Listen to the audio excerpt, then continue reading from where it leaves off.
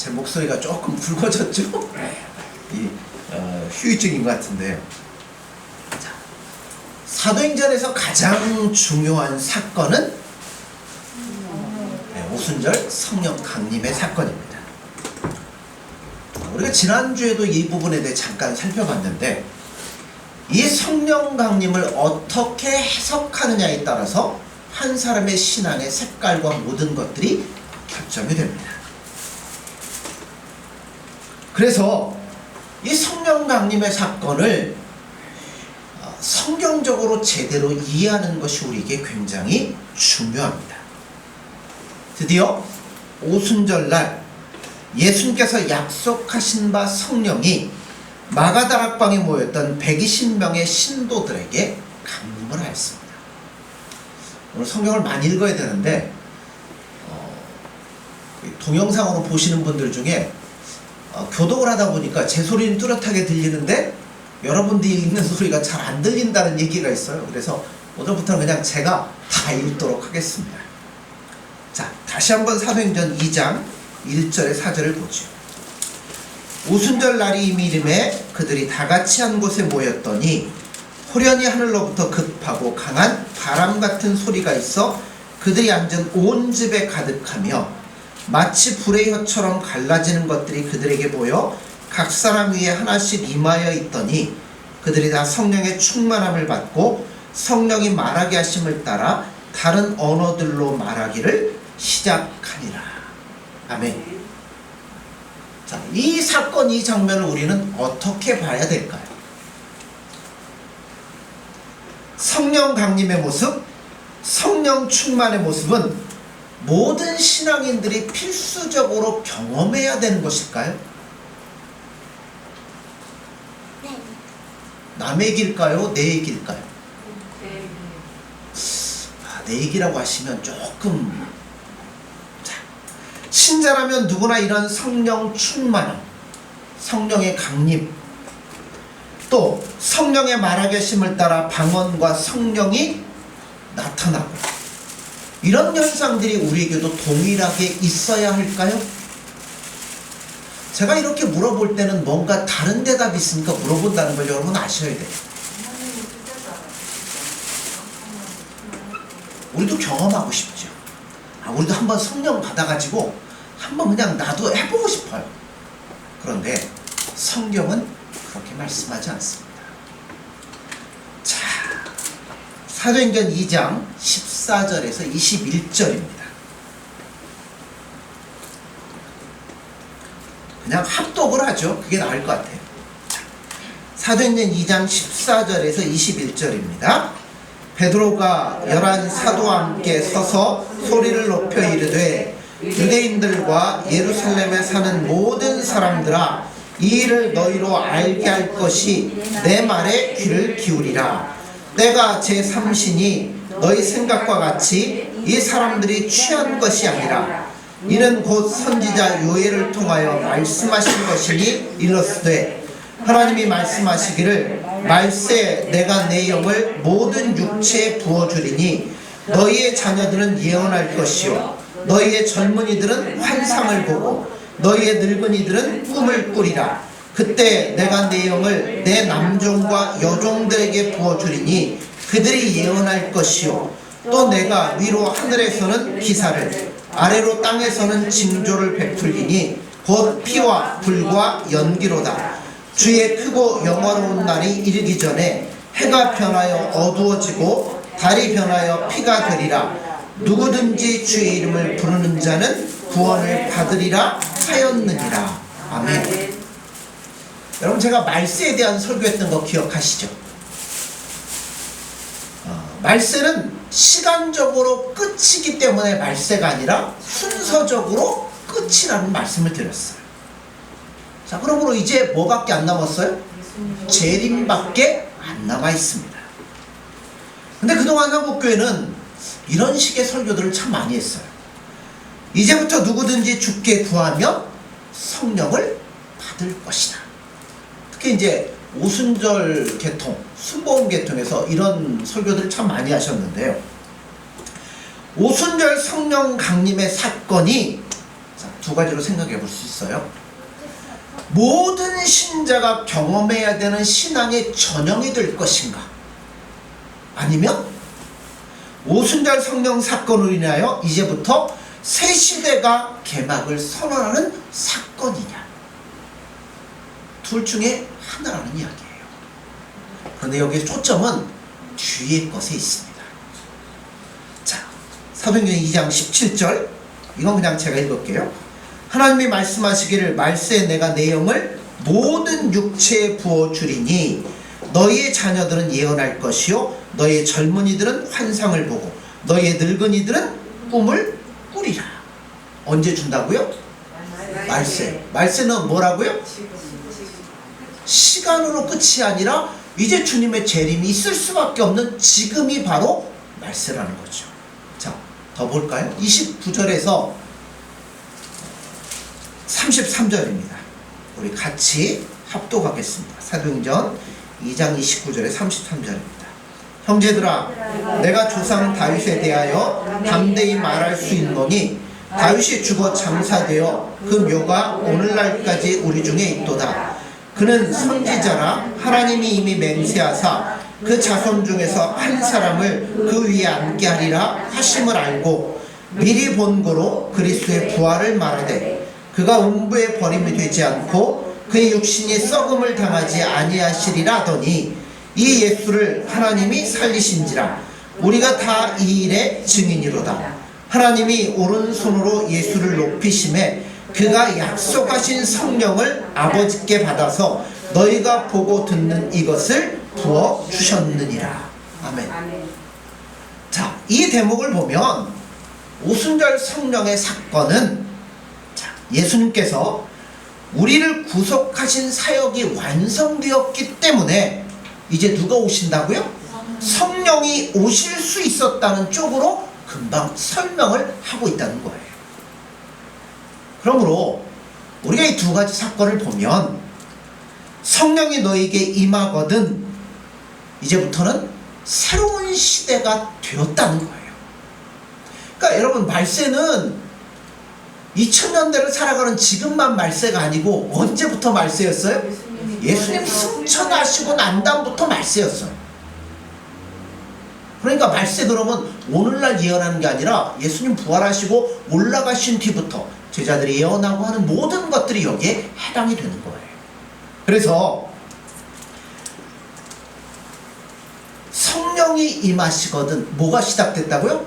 이제는 새로운 시대가 시작이 되었다는 겁니다. 그것은 예수님이 우리를 대신하여 십자가에 죽으신 구속의 사역이 완성되었다는 것을 이야기하기도 합니다. 자, 요한복음 17장 21절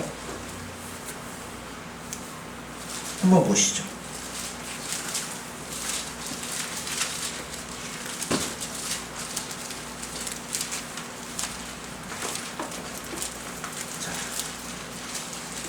요한복음 17장 쭉 펴고 계십시오. 21절은 그냥 제가 읽겠습니다. 아버지께서 내 안에 내가 아버지 안에 있는 것 같이 그들도 다 하나가 되어 우리 안에 있게 하사 세상으로 아버지께서 나를 보내신 것을 믿게 하옵소서.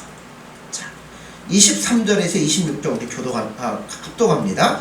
곧 내가 그들 안에 있고 아버지께서 내 안에 계시어 그들로 온전함을 이루어 하나가 되게 하려 함은 아버지께서 나를 보내신 것과 또 나를 사랑하신 같이 그들도 사랑하신 것을 세상으로 알게 하려 함이로소이다. 아버지여, 내게 주신 자도 나 있는 곳에 나와 함께 있어 아버지께서 창세전부터 나를 사랑하심으로 내게 주신 나의 영광을 그들로 보게 하시기를 원하옵나이다. 의로우신 아버지여, 세상이 아버지를 알지 못하여도 나는 아버지를 알았사옵고 그들도 아버지께서 나를 보내신 줄 알았사옵나이다. 내가 아버지 이름을 그들에게 알게 하였고 또 알게 하리니 이는 나를 사랑하신 사랑이 그들 안에 있고 나도 그들 안에 있게 하려 함이니이다. 아멘. 자, 여러분, 예수님이 이 땅에 오셔서 우리를 구원하신 것은 뭘 위해서 하신 거예요? 예수님과 하나님과 우리가 하나 되는 일을 위해서 이 일을 하신 거예요. 그런데 이 일을 하는 데 있어서 제일 방해가 되는 게 뭘까요? 내가 예수님과 하나가 되고 내가 하나님과 하나가 되는데 가장 방해거리가 있다면 그게 뭘까요? 사탄? 예수님 왜 오셨어요? 뭐 하시려고? 자, 죄가 하나님과 나 사이에 끼어있기 때문에 하나가 될 수가 없다는 거예요. 그래서 우리와 함께 하시려면 어디서 끄집어내야 돼요? 죄를 없애고 죄로부터 나를 끄집어내야만 내가 하나님과 예수님과 하나가 될 수 있다는 겁니다. 그래서 처음에 예수님이 이 땅에 오실 때는 우리와 동거하러 오신 게 아니에요. 뭐하러 오셨어요? 우리의 죄를 대속하러 십자가를 지시려고 오신 거예요. 자, 다 완성하셨습니다. 그리고 승천하셨습니다. 가시면서 뭐라고 말씀해요? 자, 요한복음 14장 1절에서 3절을 보시죠.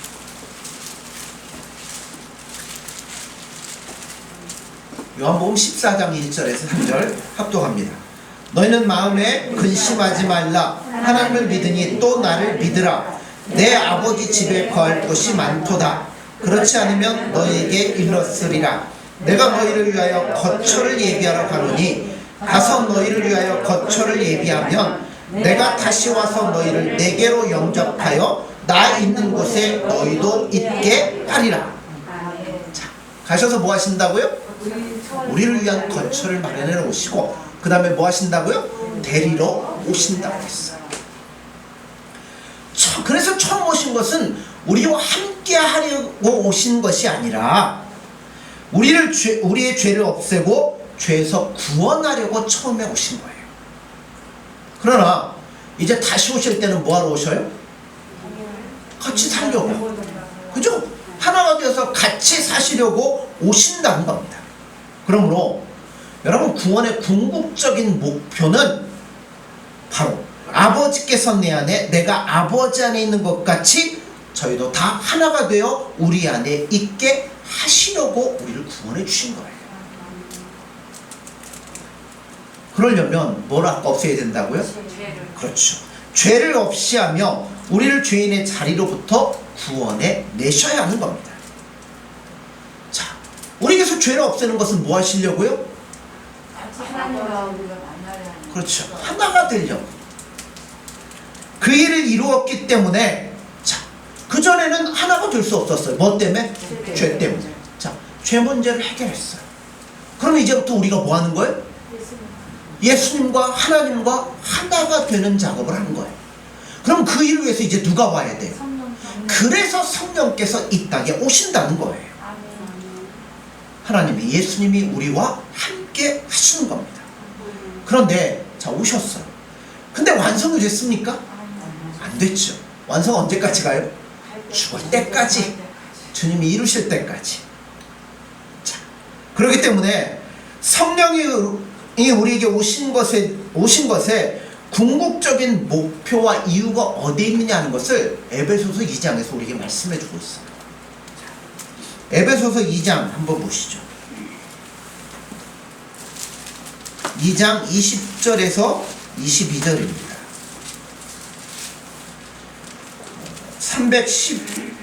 311쪽입니다. 12쪽이네요. 신약성경 312쪽 에베소서 2장 20절에서 22절 우리 합독합니다. 너희는 사도들과 선지자들의 터 위에 세우심을 입은 자라. 그리스도 예수께서 친히 모퉁이 돌이 되셨느니라. 그의 안에서 건물마다 서로 연결하여 주 안에서 성전이 되어가고 너희도 성령 안에서 하나님이 거하실 초소가 되기 위하여 그리스도 예수 안에서 함께 지어져 가느니라. 아멘. 성령 오신 이유가 분명히 나타나요. 하나님께서 우리 안에 거하실 초소가 되기 위해서 우리가 만들어져 가고 있는데, 그 일을 위해서 먼저 누가 오시냐면 성령께서 오시는 겁니다. 그래서 우리 안에 하나님, 예수님이 우리와 동행하며 함께 살기 위해서 지금 예수님 안에서 우리가 지어져 가고 있는데 그 일의 시작을 알리는 사건이 뭐냐면 오순절 성령 강림인 거예요. 자, 죄를 구원해냈어. 하나님의 자녀가 됐어. 이제부터 내가 너희와 함께한다. 그럼 뭘로 가르쳐줄 거예요? 어떻게 보여줄 거예요? 그래서 성령 강림이 눈에 보여지는 이런 현상으로 나타나는 거예요. 여러분, 우리가 어떤 건물을 지을 때도 자, 뭐 터를 이렇게 정리해놓고 이제 건물을 짓습니다 할 때 뭐예요? 땅 파기 전에 모여가지고 뭐예요? 모래 이렇게 다 퍼놓고 모래 한사 푸면서 이거 하잖아요. 커팅 하잖아요. 이제 건물을 짓습니다. 시작합니다. 이런 행사를 하잖아요.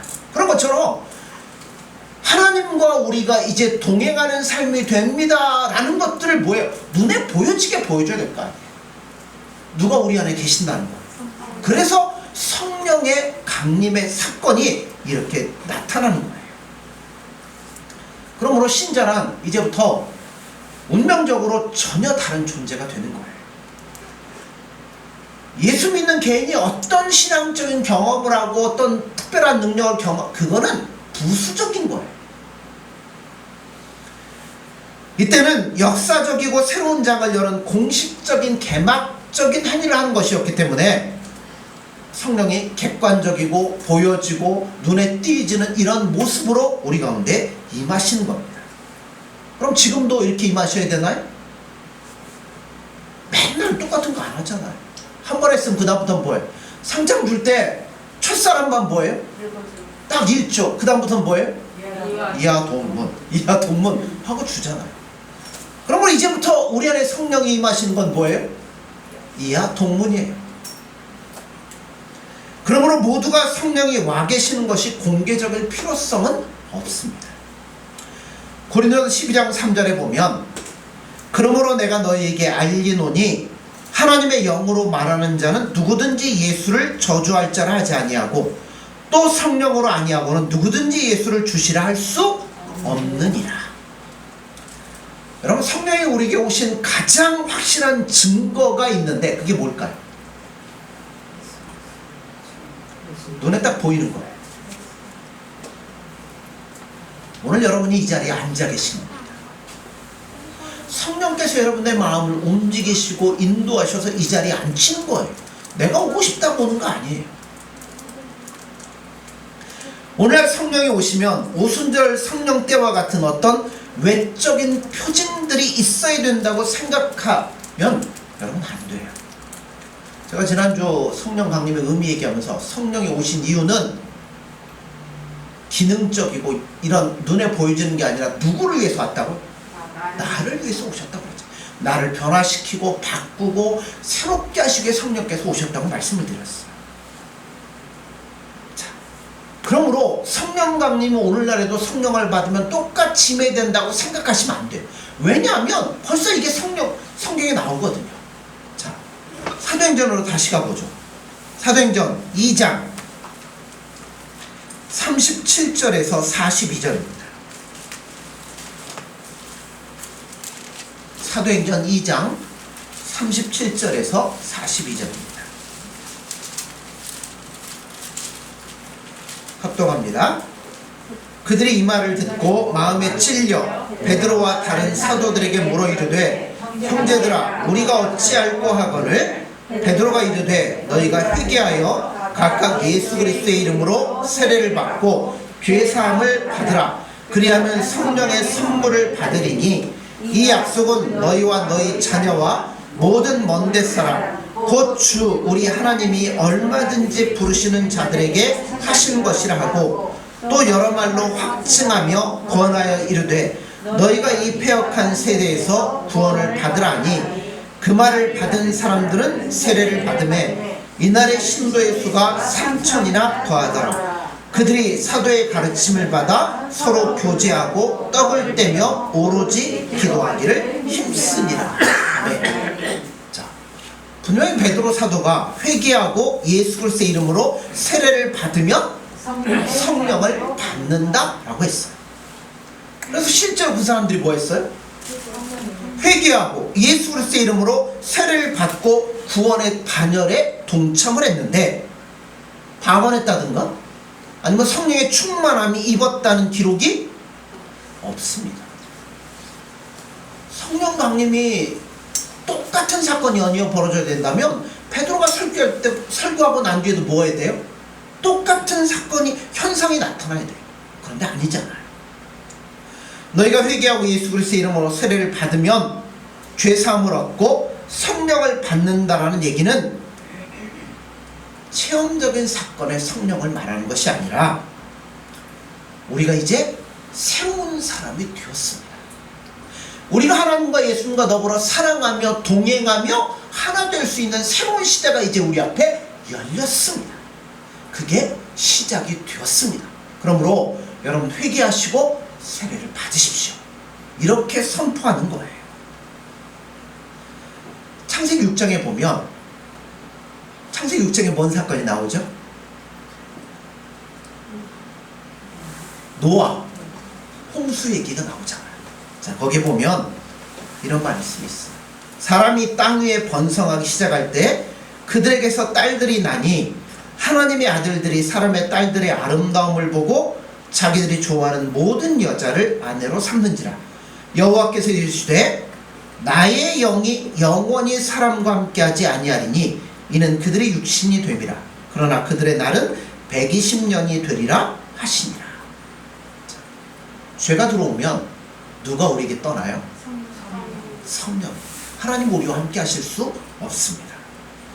우리가 타락하고 나서 하나님과 분리되고 하나님과 인간은 함께 거할 수 없게 되었던 거예요.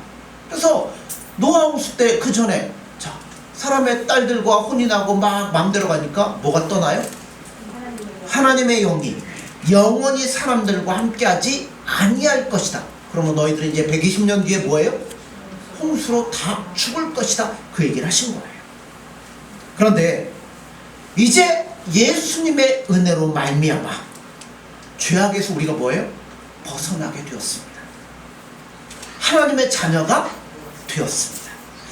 그러자 하나님께서 맨 먼저 하신 일이 뭐예요? 내가 너와 함께한다 하는 걸 알도록 하게 누가 오시는 거예요? 성령님이 오시는 거예요. 우리 안에 성령이 와 계시는 이거를 이제 뭐 신학적인 용어로 신인 합동론이라 이렇게 얘기를 하는데, 그러면 우리 안에 누가 와 계신다고요? 성령께서. 그럼 내가 하는 일에도 누가 개입을 하셔요? 성령께서 개입을 하셔요. 그럼 어디까지가 내 생각이고 어디까지가 성령의 생각일까요? 구분되십니까? 안 돼요. 전혀 안 돼요. 그죠? 그 정도로 우리가 뭐예요? 하나가 된 거예요. 자, 성경을 한번 찾아보죠. 로마서, 사도행전 다음입니다. 로마서 8장 9절 11절입니다.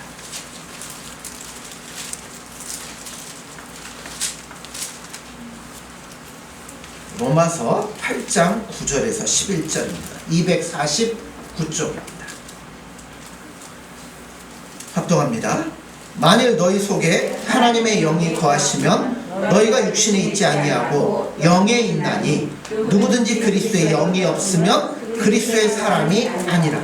또 그리스도께서 너희 안에 계시면 몸은 죄로 말미암아 죽을 것이나 영은 의로 말미암아 살아있는 것이니라. 예수를 죽은 자 가운데서 살리신 이의 영이 너희 안에 거하시면 그리스도 예수를 죽은 자 가운데서 살리신 이가 너희 안에 거하시는 그의 영으로 말미암아 너희 죽을 몸도 살리시니라. 자, 아멘. 자, 우리 몸은 여러분 쓸데없어서 죽을 수밖에 없어요. 그런데 누가 살리신다고요? 예수님께서, 성령님께서 우리 이 죽을 몸조차 살려주신다는 겁니다. 그러므로 여기에 초점은 죽었다 살아난다가 아니라 초점이 어디 있냐면 인간적인 측면에서만 하나님이 우리를 판단하시지 않을 거라는 거예요. 여러분, 인간적인 것으로만 판단하면 우리가 여기 앉아가지고 찬송을 부르고 거룩한 체하고 뭐 예배를 드리고 신앙생활 하지만 그것 갖고 예수님 앞에 도저히 갈 수가 없어요. 외적인 것만 평가하면 여러분 우리는 아무것도 아니에요. 근데 뭘로 보신다고요? 우리 안에 계신 성령님을 하나님 보신다고 했어요. 우리 연약함을 성령께서 뭐 하셔요? 채우시고, 그릇된 길로 가면 인도하시고, 그래도 안 되면 화내시고, 안 되면 기도하시고, 간구하시고, 끌고 나가신다는 겁니다. 그런 존재로 우리를 불렀습니다. 그거의 시작을 알리는 사건이 오순절 성령 강림의 사건이라는 겁니다. 그러므로 여러분, 우리도 어떨 때 그러잖아요. 오순절 성령 강림 같은 사건이 나에게 임해가지고 막 뒤집어지고 그냥 방언하고 뭐하고 막 이랬으면 좋겠다는데, 여러분 아니에요. 전혀 새로운 곳, 복음이 들어가는 새로운 곳에서는 뭔가 표징을 보여야 되니까 또 그런 일이 있겠죠. 그러나 우리에게도 동일하게 그것이 반복적으로 이루어진다고 하시면 안 되는 겁니다. 자, 이제 우리 안에 성령께서 계셔요. 그분이 뭘 하실까요? 예수님의 장성한 분량에까지 우리가 자라도록, 또 예수님 우리와 함께 거하시는 처소가 되기 위해서 완성하도록 그분께서 일하실 거라는 겁니다. 그러니까 각자에게 다 다른 방향으로 나타날 거예요. 각자에게는 시작의 모습으로서 성령 강림이 어떤 분에게는 시작될 수 있고, 또 어떤 분은 살다가 삶 가운데 또 어떤 성령의 어떤 역사가 나타날 수 있고, 여러 가지로 간섭하는 체험이 될 수 있을 겁니다. 그러니까 그게 꼭 방언일 필요도 없고요, 눈물을 흘리며 회개하는 것일 수도 없어요. 아마 여러 가지의 다양한 환경과 모습 가운데서 성령께서 우리를 만지시며 인도하시며 이끌어 가실 거예요. 그런데 이것은 마치 무엇과 같냐면 부부가 결혼식하는 것과도 같습니다. 성령 강림의 사건. 결혼식 날은 무슨 날이에요? 드디어 많은 사람들 앞에서 이 두 사람이 부부가 되었음을 공식적으로 선포하는 행복한 날입니다. 드디어 부부가 된 거예요. 공식적으로 허락된 날, 선포된 날이므로 가장 그날이 행복할 수 있습니다. 그러나 그것은 시작이지, 그죠? 부부가 기억하는 가장 행복한 날이 결혼식이면 그거는 뭐예요? 그러면 안 되죠. 부부는 살면 살수록 뭐 해줘야 돼요? 좋아지고 행복해지고 서로 사랑이 깊어져야지. 그런데 그거는 없고 결혼식 할 때가 좋아, 그때가 제일 좋았지. 그러면 이거는 잘못된 모습이죠. 물론 연애할 때보다 결혼 생활이 더 어렵습니다. 왜 그럴까요? 연애할 때는 생활은 없어요. 연애만 하면 되죠. 그런데 생활이 들어가기 시작하면 쉽지가 않습니다.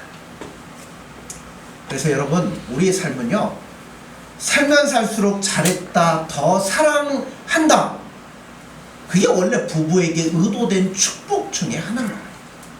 그러므로 여러분, 예수님 열심히 사랑하십시오. 그러면 부부가 아니고 너 뭐예요? 사랑이 그 안에 솟아나게 돼요. 넘쳐나게 됩니다.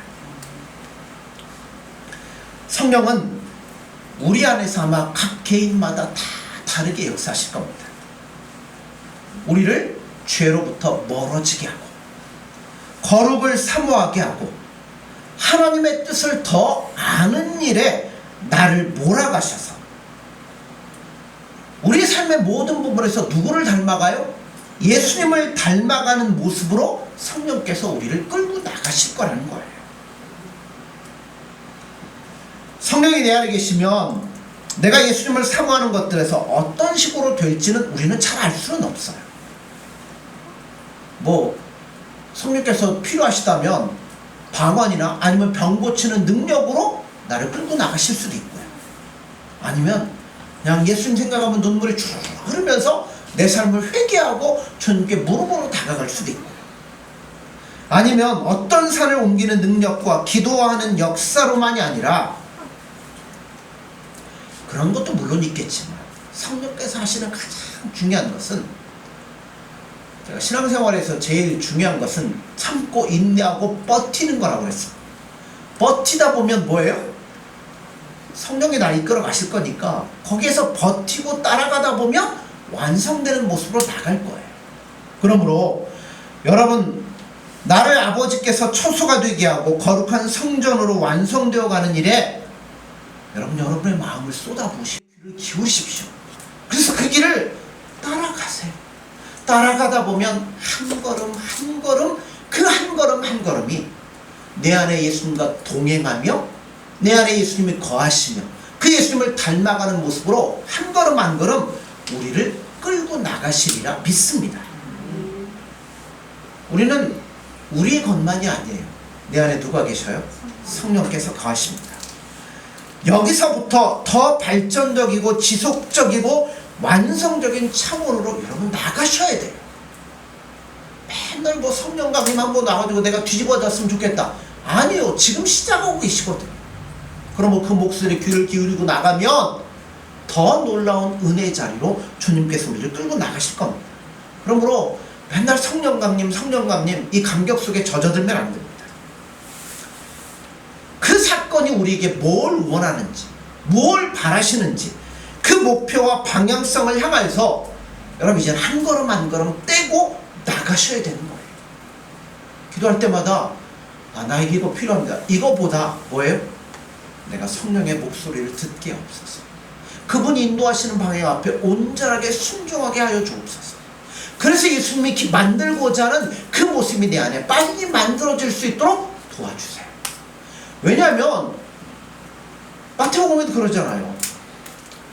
뭘 입을까? 뭘 먹을까? 무엇을 마실까? 염려하지 마라. 그런 것들은 하나님 모르는 이방인들이라 걱정할 일이고 너에게 있어야 될 것 하나님이 다 아시니까 뭐 하라고요? 그의 나라와 그 일을 구하라. 그러면 이 모든 것들을 우리에게 더해 주시겠다고 그랬어. 예수님 사랑하면 다른 것들 예수님 책임져 주신다는 겁니다. 그러니까 우리는 성령의 목소리 귀를 기울이고 더 주님이 원하는 게 뭔가 거기에 초점을 맞추고 여러분 나아가 보십시오. 한번 해보셔야죠. 그냥 제가 어제 제가 아침에 운동하는 클럽에서 누가 이렇게 딱 뭘 보내줬어요. 봤더니 신천지 무슨 학습 뭐 하는데 하는데 무슨 잠실운동장 같은 걸 빌려가지고 이만희가 헬기 타고 오대요. 그러더니 뭐 경찰 사이드카 오는 것처럼 막 별게 다 오더니 거기에 수천 명이 모여가지고 머리 뭐 학사모 같은 거 쓰고 이렇게 하면서 아주 난리를 더하는 걸 봤어요. 이단들도 죽어야 될 것에 그렇게 생명 걸며 가는데 왜 우리는 그렇게 못하십니까? 그런 의미에서 여러분 두렵고 떨림으로 구원을 이루라 말씀하신 것처럼 여러분 우린 진리잖아요. 이게 옳은 거잖아. 맞는 거잖아. 그렇다면 여기다 여러분의 마음과 뜻과 시간과 정성을 쏟으셔서 더 예수님이 사랑하셔서 예수님이 기뻐하는 그런 믿음의 사람으로 든든히 서갈 수 있는 저와 여러분들 되어지기를 간절히 소원합니다. 기도하겠습니다.